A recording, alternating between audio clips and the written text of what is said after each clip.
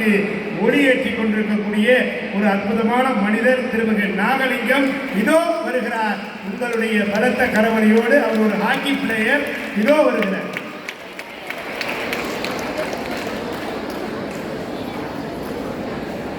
உங்களை போன்ற இளையவர்களுக்கு வாழ்க்கை திறன் பயிற்சி எடுக்க எனக்கு வழிகாட்டிய எனது குருநாதர் திரு ராஜா கோவிந்தசாமி அவர்கள் இருக்கிறார். அவரை வணங்கி மற்றும் கருத்தாளர்களே, கார்ப்பரேஷன் அதிகாரிகளே, எனதர்மை குழந்தைகளே, 2007 ஒரு சாலை விபத்தில் என்னுடைய மகனை இழந்தேன். நிகிலேஸ்வரன் அவன் பெயர். இன்று வரை சந்திக்கும் மாணவர்களை நிகிலேஸ்வரன்களாக பார்க்கிற பக்குவத்தை வளர்த்து கொண்டு நீங்கள் என்னை அப்பா என்று அழைக்கலாம், சார் என்று அழைக்கலாம். ஆனால் நான் உங்களை குழந்தைகளாக மட்டுமே பார்க்கிறேன். ரொம்ப நேரம் உட்கார்ந்துட்டோம், அதனால நம்ம மூளையை தூண்டுற மாதிரி ஒரு சின்ன எக்ஸசைஸ் பண்ணலாம். கையை இப்படி வச்சுக்கோங்க, இப்படி மேலே தூக்குங்க, அப்படி பிடிங்க. திரும்ப ஒரு 7 தடவை செய்யுங்க. டக்கு டக்குன்னு செஞ்சாச்சா? இப்போ இப்படி வச்சுட்டு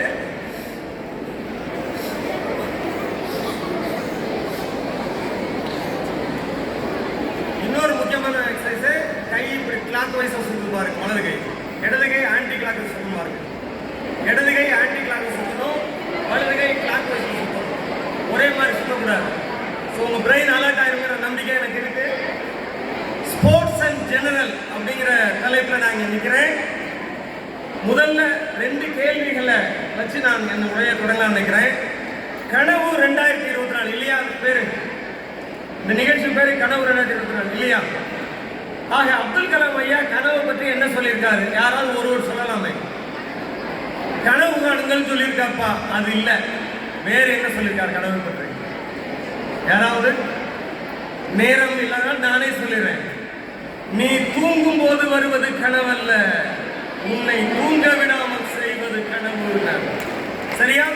அப்ப அந்த சிரமப்பட போறீங்கிறது தான் இது முன்னூட்டம். இரண்டாவது கேள்வி, நம்ம எல்லாம் பாடத்தில் படிச்சிருக்கோம். விட்டமின் சி என்ற பழம், விட்டமின் இது எந்த பழத்தில் மிக அதிகமாக இருக்கு? விட்டமின் சி எந்த பழத்தில் அதிகமாக இருக்கு? சிட்ரஸ் ஃப்ரூட்ஸ் நீங்க சொல்லுவீங்க, அது பள்ளிக்கூடத்தில் சொல்லி கொடுத்தது, ஆனா அது இல்லை. வேற தெருக்காட்டில் கிடக்கும், வண்டியில விற்பாங்க. 100 கிராம் பழத்துல 232 மில்லிகிராம் இருக்கு.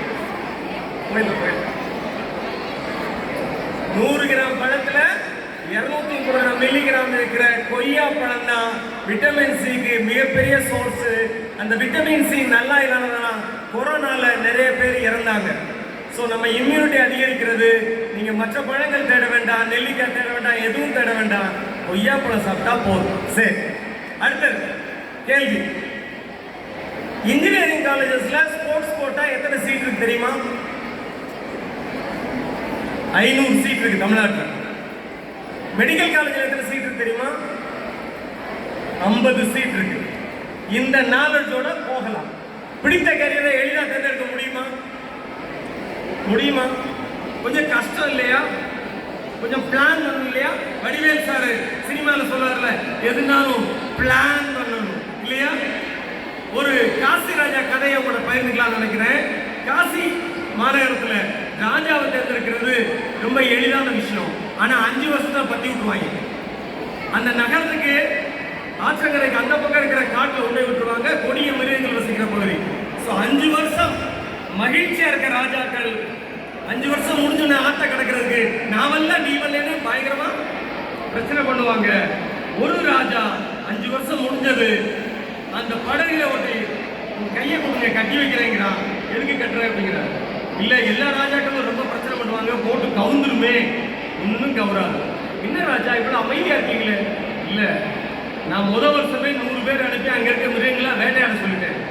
அடுத்த வருஷம் ஒரு 2000 பேர் அனுப்பி அந்த காடு மரங்கள்லாம் வெட்டி விவசாயம் பண்ண வச்சுட்டேன். அடுத்து ஒரு 3000 பேர் அனுப்பி அங்க வீடு கட்ட வச்சிருக்கேன்.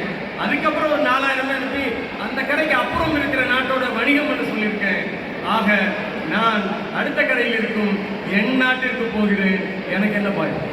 ஸோ பிளான் பண்றது எவ்வளவு இதுல பார்க்கலாம். போல கொஞ்சம் பாஸ்டா எடுத்து முன்கூட்டி தேவை. அப்துல் கலாம் என்ன சொல்றாங்க? Low aim is a crime அப்படிங்கிறாரு. பெஞ்சமின் பிராங்க்லின் என்ன சொல்றாரு? நீ திட்டம் போடலைன்னா தோக்குறதுக்குன்னு திட்டம் போட்டுட்டியா. இப்ப கவனிக்காம சில பேர் இருக்காங்கல்ல, நமக்கு தேவையில்லை அப்படின்னு தோத்தா பரவாயில்லன்னு திட்டம் போட்டுருக்காங்க. அதனால கவனிக்கல. கவனிக்கிறவங்க பிளான் பண்ணிருக்காங்க, ஆஹா ஜெயிக்கணும் அடுத்தது. ஸோ உங்க கேரியரை நீங்க பிளான் பண்ணணும். Make it possible. அப்ப நான் என்னதான் பண்றேன்? அடுத்த கேள்வி ஒண்ணுதான் இல்லையா? இன்னும் இது வந்து நம்ம கம்ஃபர்ட் ஜோனை விட்டு போகணும் அப்படின்னு நம்ம கமிஷன் ஆஃப் கார்பரேட் சொன்னாரு. ரைட், இதை பாருங்க. இது வந்து கிராண்ட் கன்னியான ஒரு இடம்.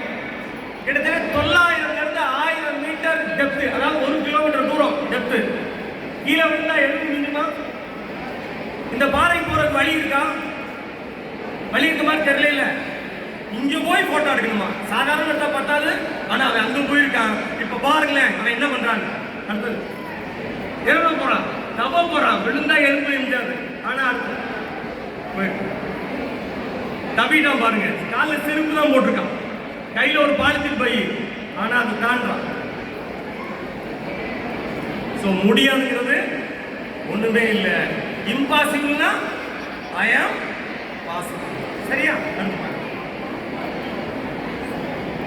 அதாவது மனதிருந்தால் மார்க்க வந்துன்னு ஒரு வசூராஜ் எல்விஸ் படத்துல வரும். அது அப்படி இல்ல.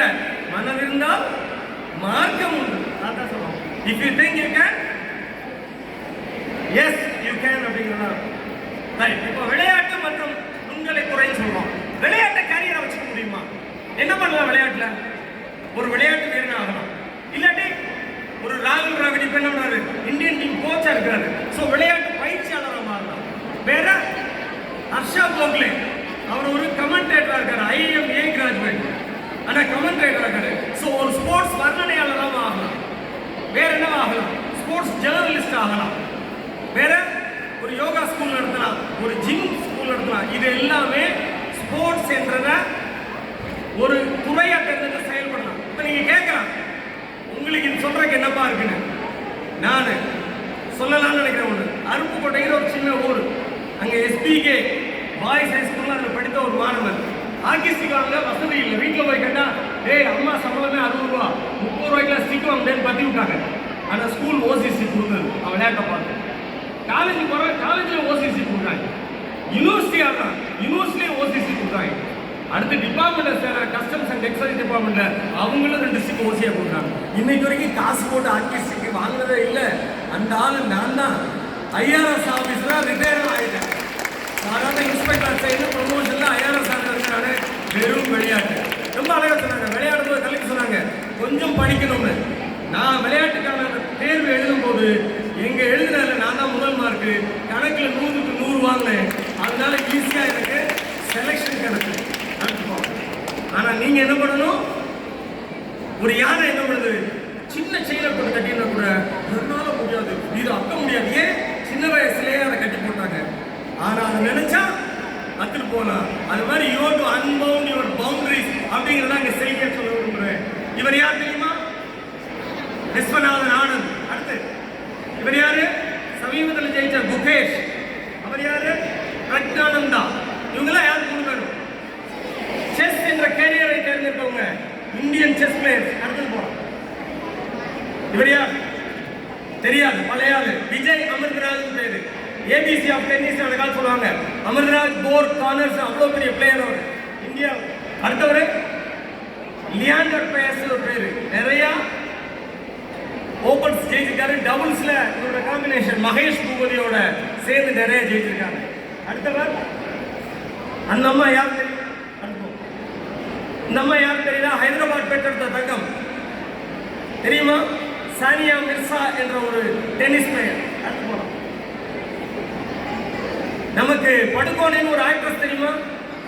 ஹிந்தியில நடிக்கிறாங்களே, அவங்க அப்பா பிரகாஷ் படுகோனை. அவங்க சானியா நெய்ல்வால்.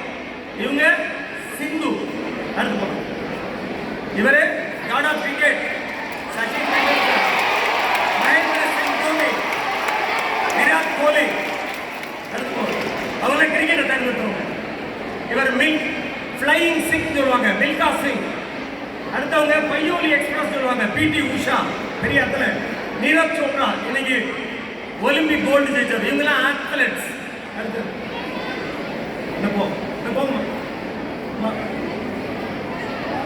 இது ஏற்கனவே நம்ம கமிஷனர் போலீஸ் சொல்லிட்டாரு. தேடி சோறு நிறந்துக்கு பல சின்னஞ்சிறு கதைகள் பேசி மனம் வாடி துன்ப மிக உழன்று பிறர் வாட பல செயல்கள் செய்து நிறை கூடி கிள பருவம் எய்தி கொடுங்கூற்றுக்கு இறையன பின்மாயும் வேடிக்கை மனிதரை போல வீழ்வேன் என நினைத்தாயோ.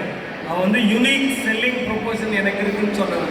நான் மந்தையில தப்புன வெள்ளாடு, மந்தையோட இருக்க வெள்ளாடு இல்லை. I am for from the Manning crowd உலகத்துக்கு சொன்னவன். இது மாதிரி நீங்க சொல்ல போறீங்களா? நீங்க சொல்றதுக்கு 3 வழிகள் நான் வச்சிருக்கேன், அதோட முடிச்சுக்கிறேன். 3 வழிகள் தான் அப்பா சொல்ல போறேன். 3 P. முதல் P என்னவா இருக்கும்? உங்களுக்கு ஏதாவது தோணுதா? பர்பஸ். அதுக்கு என்ன? நோக்கம். என்ன நோக்கம் உங்களுக்கு இருக்கு அப்படிங்கிறதா முக்கியம் பர்பஸ்ல. இந்த பர்பஸை பொறுத்தவரை ஒரு சின்ன கதை சொல்ல நினைக்கிறேன். ஒரு அழகான பெண் குழந்தை, சுருட்டையா அழகான முடி இருக்கு. அவங்க அம்மா கிட்ட போய் என் பர்த்டேக்கு எனக்கு ஒரு கிஃப்ட் கொடுங்க அப்படிங்கிறான். என்ன கிஃப்ட்னு கேட்குறாங்க. அதெல்லாம் சொல்ல மாட்டேன், ஆனால் நீங்கள் கொடுக்கணும் அப்படிங்கிறாங்க. சொன்னால் கொடுப்போம், சொல்லலாம் முடியாதுடா. சரி கொடுத்தோம், சொல்லு அப்படின்னா. என் முடியை வெட்டி எனக்கு மொட்டை எடுக்கணும். உங்களுக்கு ரொம்ப வருத்தமாச்சு. அழகான பெண் குழந்தை, சுட்ட முடியா இருக்கு, மொட்டை அடிச்சா நல்லா வருது, ஏண்டினா அதெல்லாம் கேள்வி கேட்கக்கூடாது. சொல்லிட்டீங்கல்ல, மொட்டை எடுக்கிறாங்க. அடுத்த நாள் ஸ்கூலுக்கு போகிறான். அவங்க அம்மா காரில் கொண்டே விடுறாங்க. அவன் இன்னொரு காரில் போனா அங்கே ஒரு மொட்டத்தலை பையன் இறங்குறான். 2 பேரும் கையை பிடிச்சிட்டு ஓடுறாங்க. பார்த்தா சைட்ல இருந்து ஒரு 10-20 மொட்டத்தலைகள் வருது. எல்லாருமே ஓடுறது. இப்போ அந்த மொட்டை பையன் இறங்கினால அந்த காரில் அந்த அம்மா இறங்கி வந்து வைஷ்ணவியோட அம்மா யாரு அப்படின்னு கேட்டாங்க. நான் தான். என்ன பிரச்சனை? இல்லை, உங்க பொண்ணு எங்கள் வீட்டுக்கு வந்திருந்தா, என் பையனுக்கு கேன்சர், தலை முடி கொட்டிருச்சு, ஸ்கூலுக்கு போக மாட்டேன்னா, நீ வாடா ஒரு சர்ப்ரைஸ் இருக்கும் அப்படின்னு அவ சொன்னா.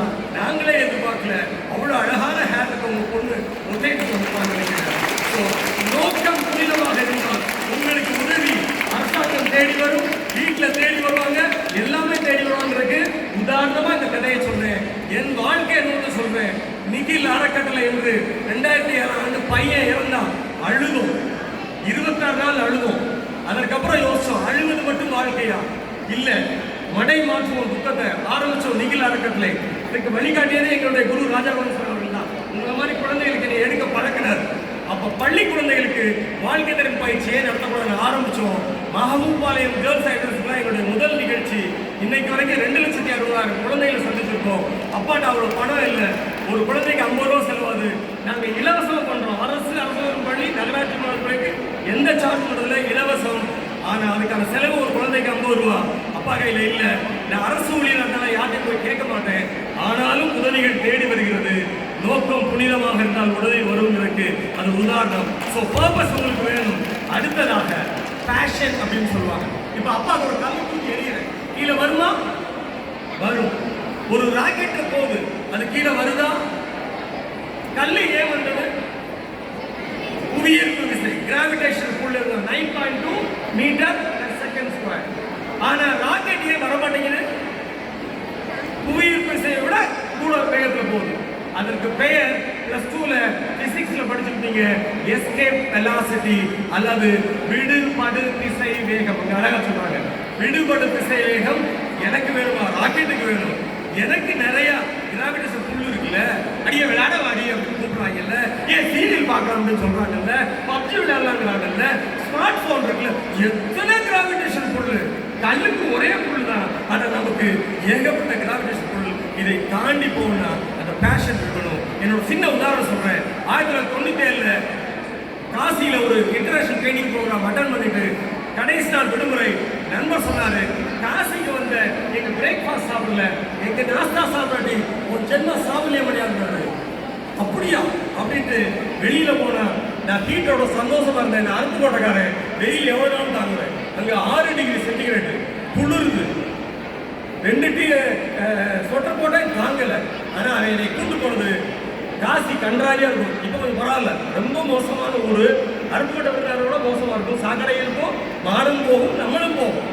போனா ஒரு சாக்கடையில வந்து டிபார்ட்மெண்ட், என்னடா ஸ்டார் ஹோட்டல் வந்து சாக்கடை கூட்டு வந்தேன்னு பார்த்தா அங்க ஒரு கடாயில் ஒருத்தன் சூடா ஜிலேபி கொடுக்க, அந்த பட்டையா இருந்த ஜிலேபி அந்த நாட்டு நெஞ்சில் போட்டுட்டு இருக்கான். அப்படியே அந்த சூடு பரவுது என் உடம்புல.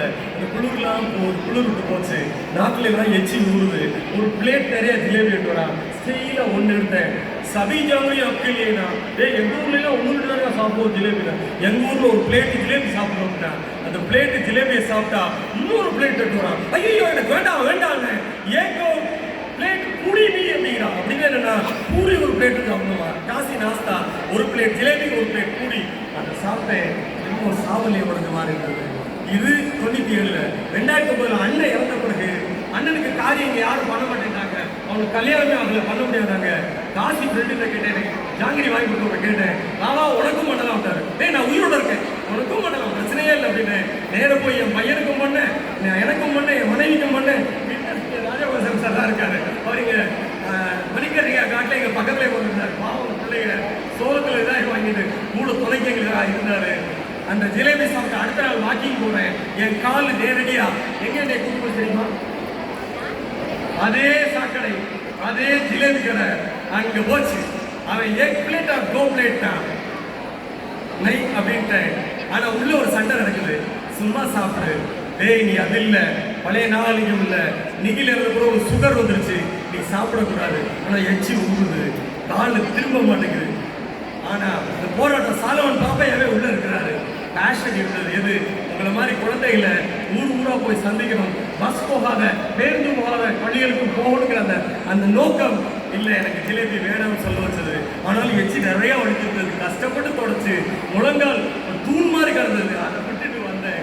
That was the passion you can display to the world. Second thing வந்து பேஷன், பேரார்வம். எதன் மேல் பேரார்வம் இருக்கீங்களோ யூ வில் நாட் ரியாக்ட், அவர் யூ வில் ரெஸ்பாண்ட். உங்க எல்லாருக்கும் தெரியும், மதர் தெரேசா ஒரு நன்கொடை கேட்டு போனாங்க. அவன் காரி துப்பிடுறான் கையில.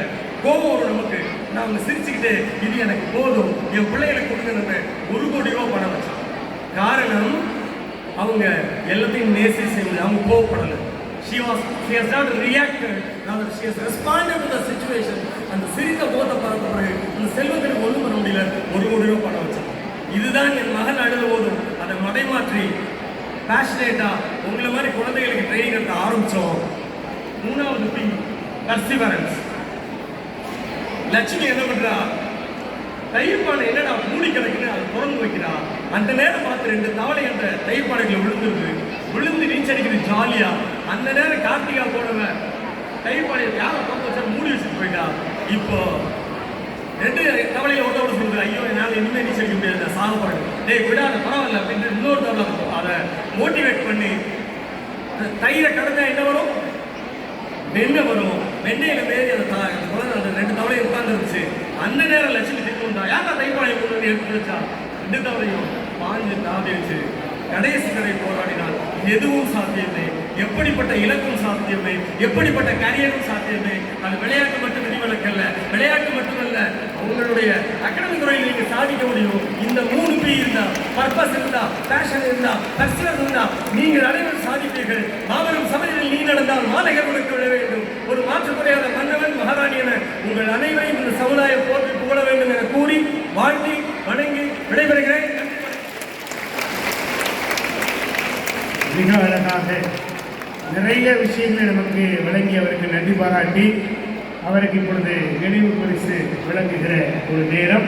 நம்முடைய மாநகராட்சி ஆணையாளர் அவர்கள் நம்முடைய வட்டாட்சியர் பணி நிறைவு பெற்றிருக்கிற வட்டாட்சியர் அவர்களுக்கும் நம்முடைய நாகலிங்கம் அவர்களுக்கும் நினைவு பரிசு வழங்கி சிறப்பு செய்து கொண்டிருக்கிறார்கள்.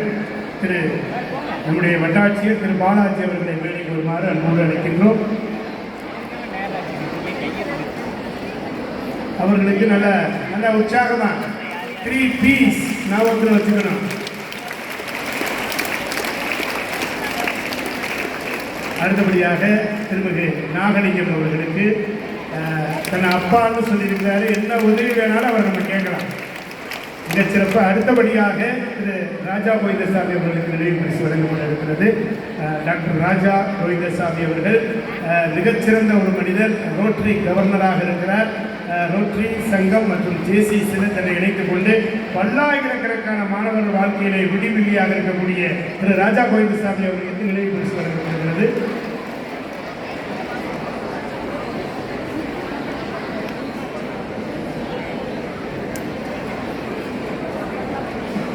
ஐயா அவர்களுக்கு நம்முடைய மாநகராட்சி ஆணையர் அவர்கள் நினைவு பரிசு வழங்கி சிறப்பு செய்கிறார்கள்.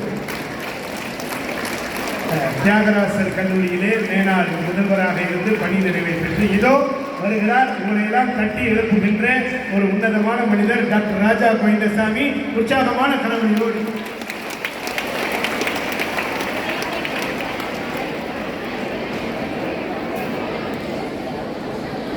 நாங்கள் இன்னும் ஒரு 5 பேர் பேசியிருக்கோம்.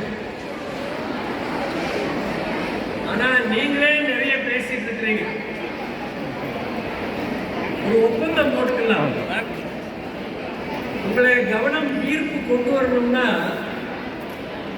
ரொம்ப நேரம் பேசினா தான் கவன ஈர்ப்பு. அப்படின்னா நான் ஒரு மணி நேரம் பேசுறேன். நீங்க அமைதியாகிட்டீங்க அப்படின்னா 5 நிமிடத்தில் முடிச்சிடுறேன். இந்த தீர்மானத்துக்கு ஆதரவு இருந்தால் கைது.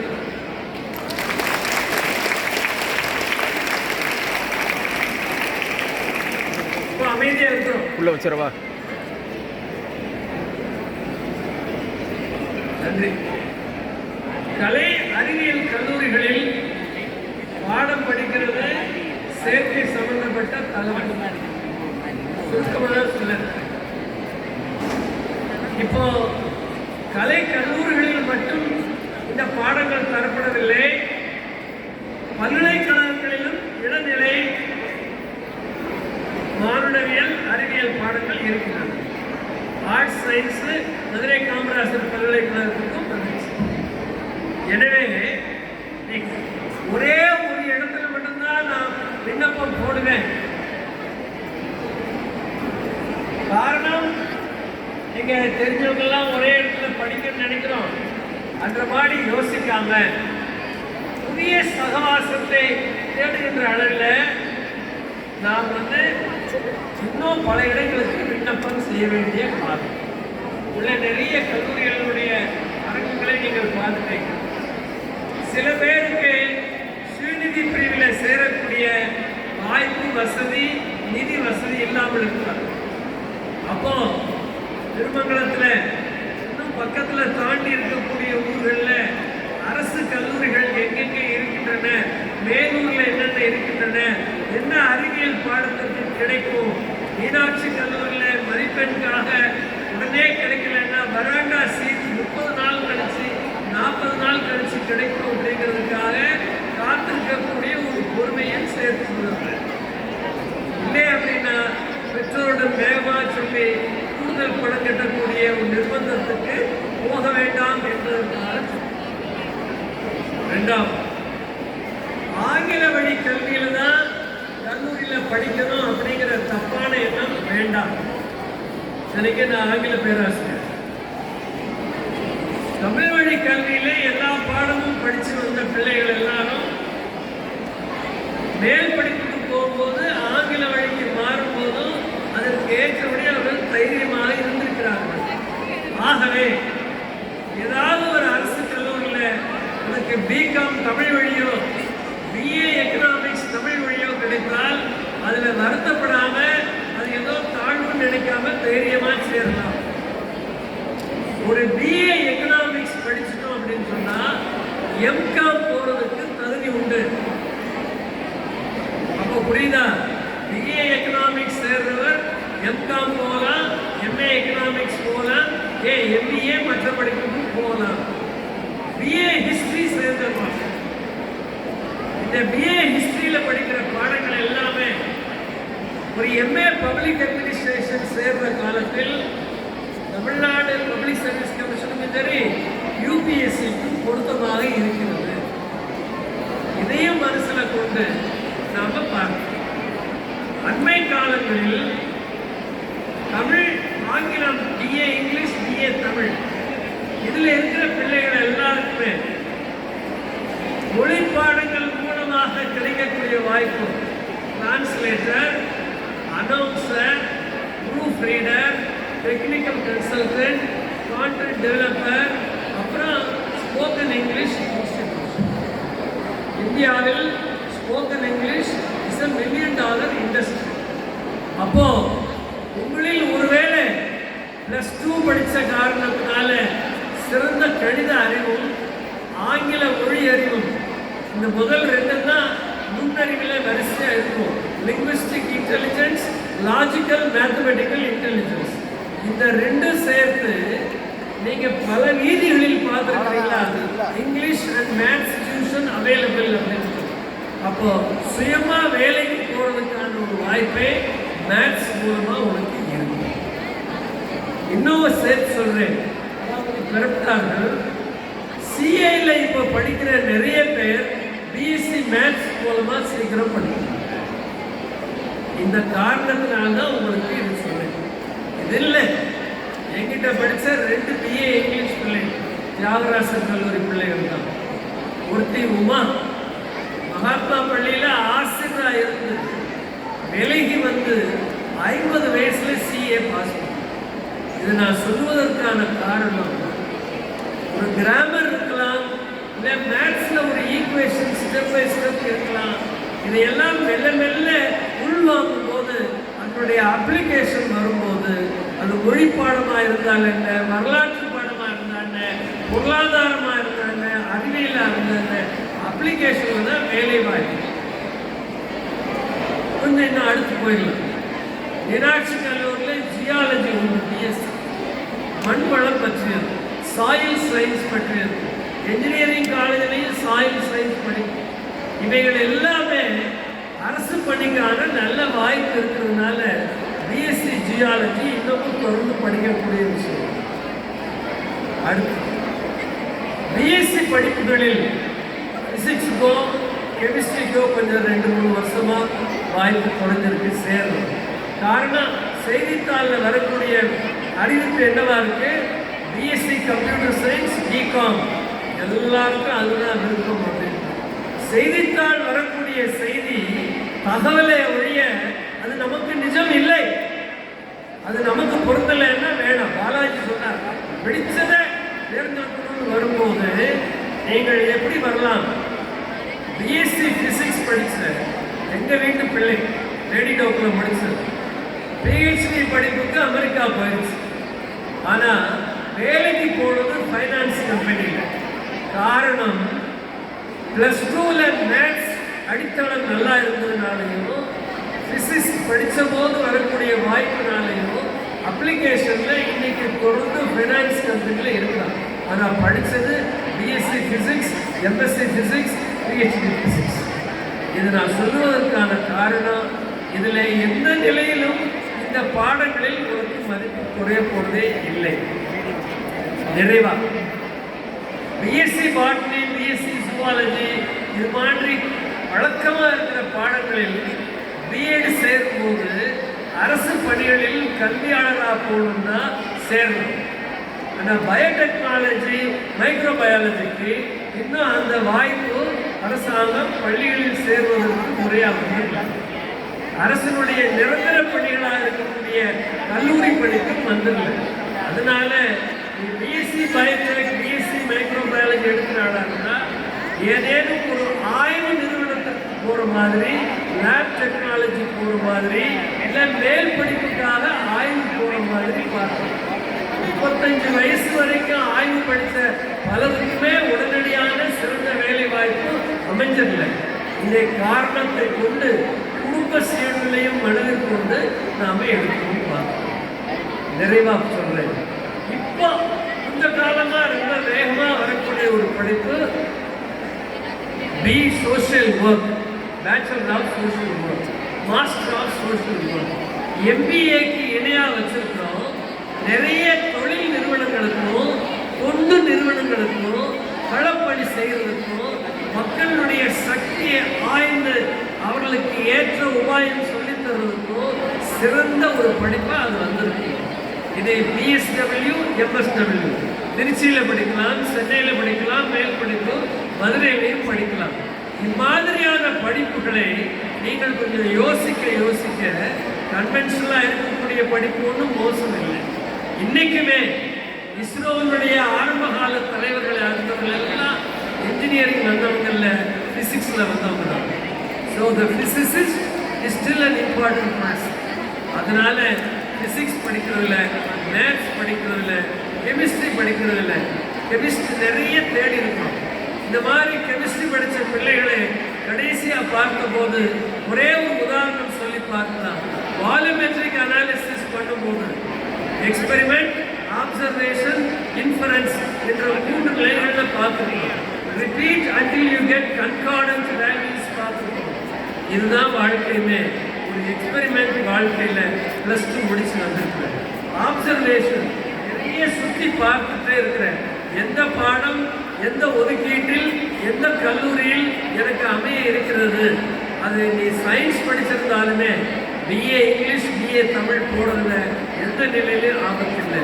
பிஏ தமிழ் வழி படித்த பிள்ளைகளுக்கு அரசு பணியில் இன்றைக்கும் ஒரு ஒதுக்கீடு இருக்கு என்ற காரணத்தினால இம்மாதிரியான படிப்புகளை தேர்ந்தெடுப்போம்.